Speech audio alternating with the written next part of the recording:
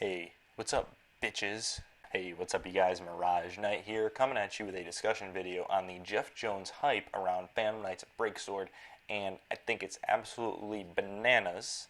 It's bananas why people do the things that they do in order to satisfy their lust for awesome cards in the game.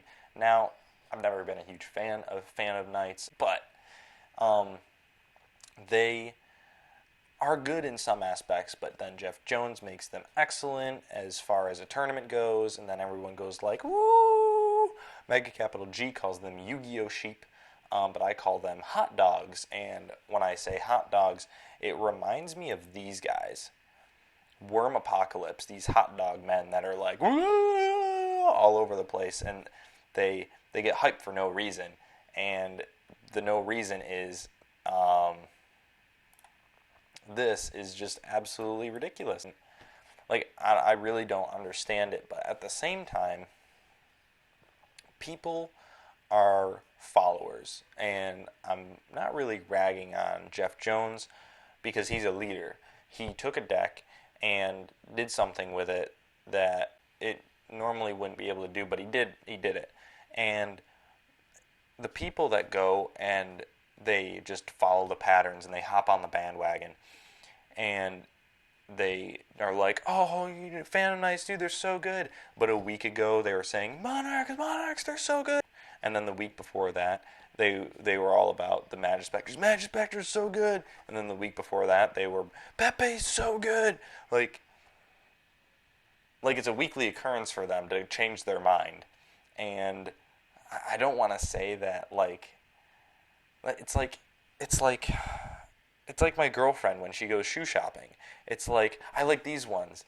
And then like she sees another pair, she's like, no, I like these ones. I like these ones. I like these ones. I'm like, make up your mind. Make up your mind, please. And I'm just like, stop. And these people, they have no backbone. They have no spine. They're spineless. Do hot dogs have spines? No. Otherwise, they'd be called spine dogs. But they're hot dogs. And they're spineless. They're little like floppy pieces of meat, like that are just like they're one way. They're like whatever the flavor of the day is. That's what they are. They're like, oh, I'm feeling strawberry today, so I'm gonna be a strawberry. Like, I'm feeling blueberry today, so I'm gonna be a blueberry. I'm feeling watermelon today, so I'm gonna be watermelon flavored. Like, and they're so wish-washy. They're like a pancake. They like flip flop. They like it. I don't even know if they realize that they're doing it. And those are the people that like drive up prices and things like that. Like Yugi-tubers, like, oh wow, we don't want that. Yugi-tubers, like, we don't drive up the prices. Yeah, like we can hype up a card, but like it's not gonna affect it too much. But as soon as the bandwagon people get going, the prices just go like through the roof, and it's bothersome to me because like everyone that wanted to play Phantom Knights as a budget deck now cannot because it's been made into a competitive deck. And like if like Super Heavy Samurais becomes meta next week, like all the bandwagon people are going to be like, Super Heavy Samurais, and they're going to completely forget about Phantom Knights. Like, if you stub your toe and you're complaining about how your toe hurts, and then someone else comes and punches you in the face, and you're like, oh, why'd you do that? Oh, my face hurts. And they're like, you're not thinking about your toe anymore, are you? It's the same thing. If something changes, if the status quo changes, they completely forget about what happened before. And it's like, are you Dory? Like, do you have short-term memory loss, bro? Like, Finding Nemo confirmed, you can't even remember what you had for breakfast this morning, let alone remember what you thought last week of a deck. Like, it makes no sense to me, and it's only a matter of time before people just start, like, there's too many people on the bandwagon, and then they just start falling off and getting run over by camels. They're going to get run over by camels, and it's just so stupid. I can't express how dumb these people are that are just like, first off, they're spending buku amounts of money. They're so dumb. It's like, I'm going to spend all the money on something that's not even good. Like, spend your money on something useful. Go buy a book. Like, you don't see me spending $30 on Phantom Knights here, boys. Um, Hell, I wouldn't even have spent $15 on the card, let alone 30. I wouldn't even have spent $5 on the card, let alone 30. Anyway, what my opinion of the archetype is doesn't matter. What matters is that the price is now what it is, and it's not because the card is good. It's because the card was made to appear good by someone else. Like, it's the illusion. It's the illusion. Jeff Jones waved his magic wand and was like, ah, Phantom Knights are good. Like, and then everyone was like, oh, amazing, amazing. It's like when you go to a cheap ass magic show, and the magician makes his like assistant float in midair, and you're like, oh my gosh, only to find out that she's been being held up by wires the whole time. Like, not only does that crush your childhood dreams, it makes you hate magic. So it I'm not speaking from personal experience, but that's the kind of situation that we're talking about right now. It's like you wave your magic wand and provide the illusion that a deck is good and it's viable when it's really not, and then it's like everyone jumps on the bandwagon because they want to believe in something better. And I understand they want to believe in something better. They want to believe that something meta or budget can take down Monarchs. They want to believe that something budget can take down Pepe. But the problem in doing that is that the deck that they want to believe that is budget and can be good is no longer budget. It's just good. And it wasn't it wasn't deemed to be good when it was budget, but all of a sudden it's good now that it's expensive.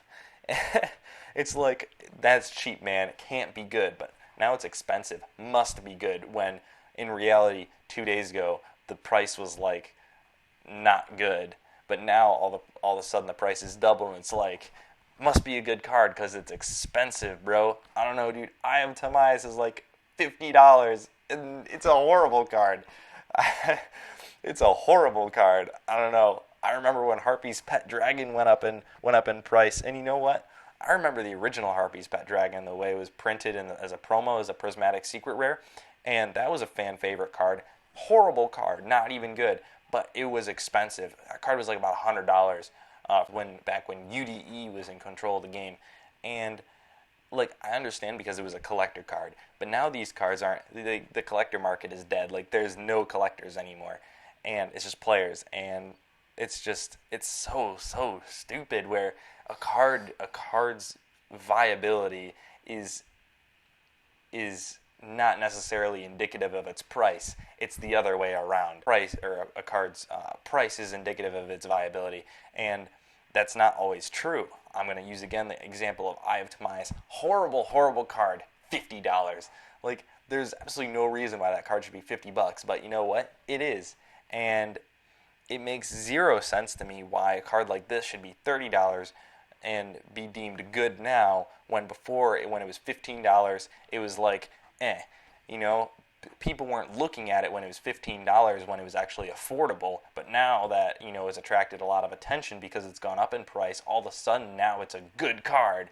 Like, the effect hasn't changed, the rank hasn't changed, it hasn't been eroded, it's still a dark monster, has the same name, Phantom Knights of Breakthrough, it still belongs to the same archetype, it still came out of Wing Raiders as a secret rare, it hasn't been reprinted, but all of a sudden, because the price is now $30, it must be a good card. When in reality, it's the same card as it was before, it's just attracted more attention, and because Jeff Jones used it, it automatically makes it a good card. Jeff Jones doesn't print the cards, he doesn't make the ideas for the archetypes, he just plays the game. And just because he played a specific archetype doesn't make it a good archetype. If Jeff Jones then went out and won a YCS with Super Heavy Samurais, it wouldn't make Super Heavy Samurais good. It would just attract them, it would just give them more attention, a little bit of time in the spotlight. But in reality, Super Heavy Samurais, I play the deck and I love the deck, but they're not good. They're not that good. They can't compete on the level with Pepe regularly. Just because I've beaten Pepe before with them doesn't mean that they can, go toe to toe with them every time. They can't go toe to toe every time with Monarchs. I've never won against Magispectors with them. They have inherent weaknesses, and But if Jeff Jones went and did it at a YCS, played them at a YCS, and or an ARG event or some large event, and did that, then the super rare Ben K would be like $15. The ultimate rare Susanoa would be like $20. You know, it's like, it's just so stupid where if a player is talented, we attribute that talent to the card's abilities, not necessarily the talent of the player. Jeff Jones is a very talented player. I'm sure he could play Super Heavy Samurais at a YCS and win with it. Like, I'm sure he could do that. Just because he's a talented player doesn't mean the Super Heavy Samurais are good. He's a talented player. He played Phantom Knights and he mixed it in with Speedroids. Like, it wasn't even pure Phantom Knights. He had something else mixed in with it to help the deck along. So, I can't even begin to attest to the ability of Phantom Knights if it wasn't even pure Phantom Knights. Like, agents by themselves, just pure agents, not the best. But as soon as you make them chaos agents, they're exponentially better. Why? Because they're not pure agents. It's you can't attest the ability of a deck unless it's a pure variant of the deck. You know what I mean? So if you just played pure Phantom Knights, like, it probably wouldn't do as well as Speedroid Phantom Knights. If you just played pure Quantums, probably not as good as Volcanic Quantums. You know, if you just played pure Monarchs, probably not as good as Quantum Monarchs. You know what I mean? Until you play the pure variant of the deck and win with it, I can't say that it's a good deck. You know, some decks are just inherently good. You know, Cosmo, they played pure Cosmo, man. Pepe, well, that was a mutt. I can't say that. I can't use Pepe as an example.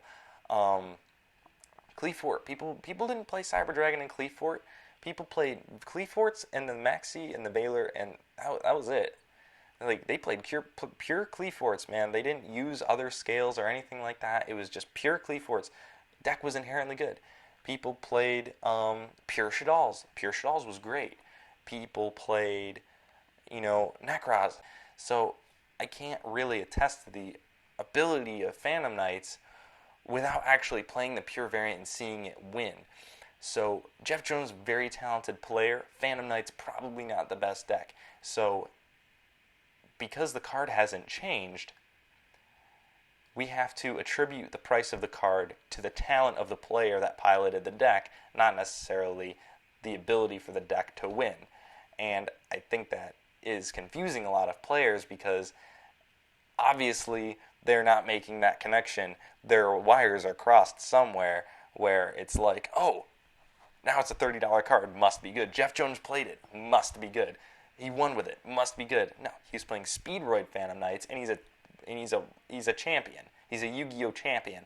So with those two things in mind, if I went and played Speedroid Phantom Knights at a YCS and didn't win, first off, it wouldn't get any media news because no one would care because I'm not famous. And secondly, the price wouldn't have gone up. But if Jeff Jones went to a YCS and played Speedroid Phantom Knights and lost, then his talent would be questioned. His talent isn't questioned when he wins. The deck immediately goes up in price because now it's a good deck where it wasn't before. It's just being piloted by someone new. A jet is a jet is a jet. You know, if you put a bad pilot in the cockpit of a jet, the jet is not going to perform as well as a jet would with an experienced pilot. So if the deck lost with Jeff Jones playing it, then you could say, yeah, well, it's not a good deck because he's a talented pilot, shitty plane. But you have a good pilot making a shitty plane look good, even though it's all the pilot's doing. The plane inherently by itself sucks. If you put a shitty pilot in a shitty plane, now you just have a shitty situation. And I hope you guys understand that the hot dog players, they are a problem. They're super cancerous to the game and the secondary market. All they do is just hype. They can't make up their frickin' mind. They're like a crazy woman. They're like a shopaholic going shopping. Not only do they need to have everything, but they can't make up their mind. You know, and it's just, I can't express enough that people are looking at this and driving up the price for the wrong reason. Jeff Jones, again, very talented player.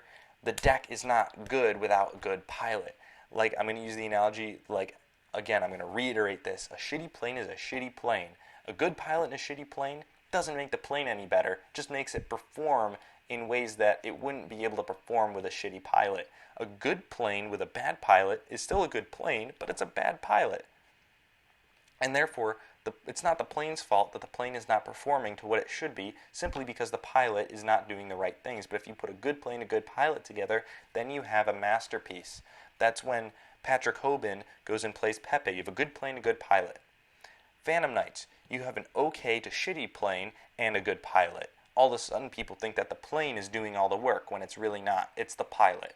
So I cannot attribute the price of Phantom Knights of Breaksword to the card's inherent abilities to do the things that it does. I'm attributing it to the way that Jeff Jones used it. And if you look at the pictures of him playing Phantom Knights, he would have one Breaksword on the field and like 3 Leviers. Levier is also going up in price, but that's for the right reason, because Levier is a good card, and it can be used in a lot of different things. Now, obviously, Breaksword wasn't doing all the work. Levier was the bread and butter of the deck. So why is Phantom Knights of Breaksword doubling in price, and Levier is tripling in price, which, it should, but again, Levier is being used, it's a good plane driven by a good pilot. Now, you have a shitty plane, Phantom Knights of Breaksword, being driven by a good pilot. And, although they do work together, this card is not the bread and butter of the deck. Levier is now the bread and butter of the deck because of Speedroids being level 3 monsters as well. So, I cannot attribute the success of this price and the success of the deck at the tournament that Jeff Jones played at to the deck itself. The deck is a deck until someone picks it up and plays it. It's just a pile of cards sitting there. No one cares about it. Until a good player picks it up and starts piloting that deck will not go up in price. As soon as someone like Jeff Jones or Patrick Hoban or Tyler Tippmann picks up a shitty deck or an underrated deck and starts playing it well, that deck is not going to get any attention whatsoever. But the success of that deck will not be attributed to the player. It will be attributed to the deck's abilities, which inherently are not that good. So I'm going to finish up. Go check out those Illuminati. They're always watching. I'm going to start making a segment where I give like a pro tip at the end of each video, starting with this one. So pro tip, do not eat ice cream with nails in it. And like, comment, subscribe. Tell me what you guys think. Tell me if you agree. Tell me if you think hot dogs are good for the game or bad for the game. I know hot dogs taste good, but, not Yu-Gi-Oh! Hot dogs. Yu-Gi-Oh! Hot dogs, they need to stay on the grill and sizzle and burn until they are no more. So let me know what you guys think. Comment down in the comment section below, and I will link I will put a link to Mega Capital G's Yu-Gi-Oh! Sheep video down in the description box below, so you guys go and check him out. He's really awesome, and I will see you guys on the flip side. Mirage Knight signing